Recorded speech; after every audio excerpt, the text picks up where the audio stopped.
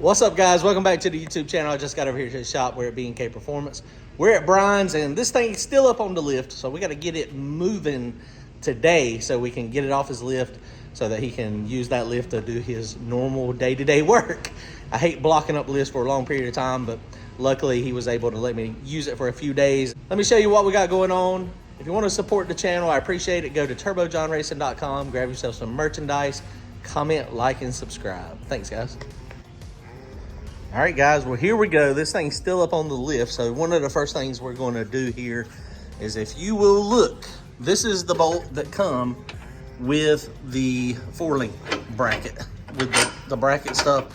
And if you notice, the threads are actually getting to get crushed here. And that's because this shank does not go all the way through.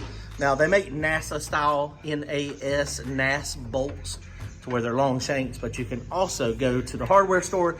This is a 3-inch 5/8 grade 8 bolt, and so this one is 3 inches long, and you see the shank goes all the way through. So this is a lot tighter than this. You can see the difference in the movement, so that should help a little bit. I don't know if it's going to help all of it, but it's got to help. So just getting it stiffer.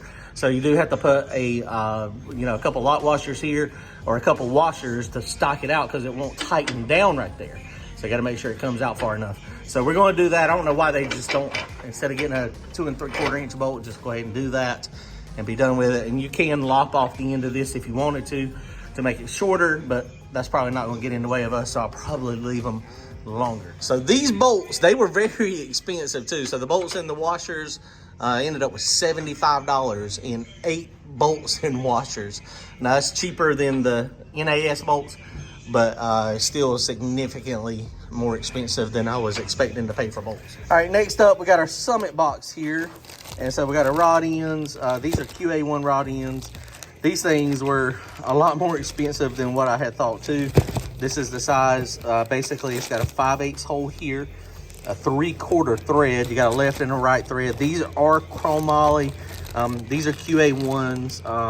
The right-hand threads were $40 a piece, and the left-hand thread ones were like $30 a piece. So $300 worth of rod ends here, but they should help tighten everything up. So let's go ahead. First thing we're going to do is go ahead and get these in the control arms and get these all bolted back up.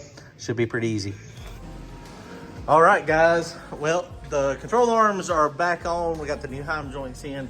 We got the longer shoulder bolts in here. So now these are sticking out. We got the washers in. So these are all good. Feels real secure. Got the wishbone back on it up there. So that is good. We got some spray Teflon coating on that. They said that would work as well. So that's nice and tight. I may potentially go ahead also and put a diagonal bar on it just to help with the wishbone. It might be overkill. I also saw, I think it was Chassis Engineering, Chassis Works is making a double wishbone, and basically, actually not a double wishbone, a double diagonal. It goes from here to over here, and then you got one that goes from here to here. They intersect in the middle and all welded together, basically. Actually, two of them's got, two on one of the sides got their bolt on with like a clevis. But they said that is really, really, really good at, keeping the center stabilized. So, okay, so we got that on. So now we're going to get our anti-roll bar and start assembling that. Let me show you what we got there. These guys also have an awesome YouTube channel, 10 Soldier Racecars. They've got the famous Charlie Brown. Awesome channel, lots of tech info. Go check them out on YouTube after you visit their store.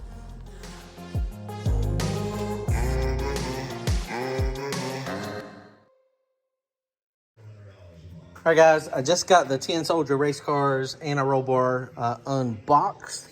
This thing's pretty cool. It's got billet aluminum fittings here. This is an 1.5 inch tube, I think 120 wall they said. You got plenty of length. I think they give you about 3 foot here. And there's a couple ways you can mount this. This can go on the inside, or you can put this on the inside and then put it on the outside. The problem is if you do it this way, then you can't take it off. That's right. It is on there forever. So we're going to do it on the ends, and this ought to be pretty good. And then we'll TIG weld these billet arms on. They have a stamped steel arm as well, but man, these billet arms are pretty cool. Very heavy duty, very heavy, which we need some weight back there in the back anyway, so that's a good thing for us. Probably not, actually it's not that heavy, but it's got some meat to it.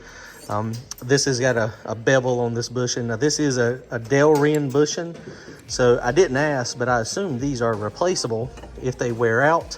But this is going to be pretty cool. I think it's going to be pretty easy. You can see on this old one, they were mounted right there. Basically, we're going to mount it right here on this chassis. And we'll figure out how the arms are, and then the lengths will go right down in between here, straight down on the rear end. So let's get that mounted up real fast, start working on this, see how it goes. All right, guys, so we got this thing tacked up in place. We had the anti-roll bar, the bar, the actual 1.5 inch bar up there through the brackets, tack welded it, pulled this down so we don't overheat that bushing, and then we're just gonna go back and weld this up. It's just tack welded.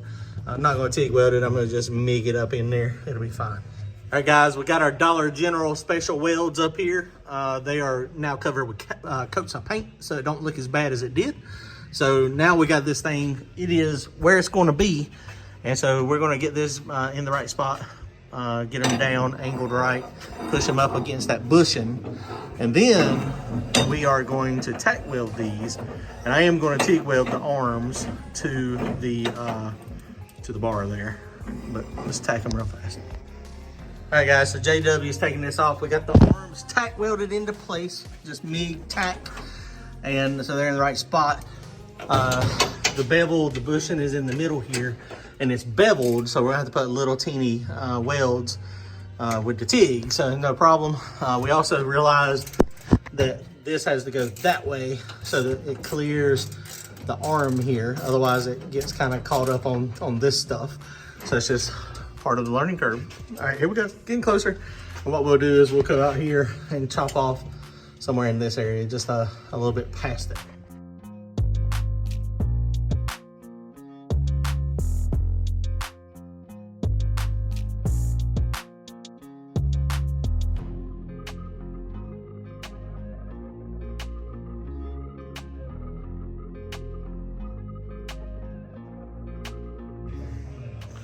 All right, guys, well, this is fully welded.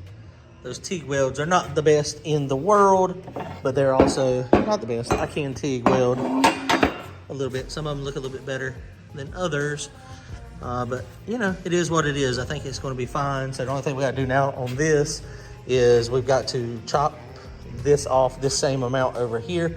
So I'll measure that, put it on the chop saw, cut it.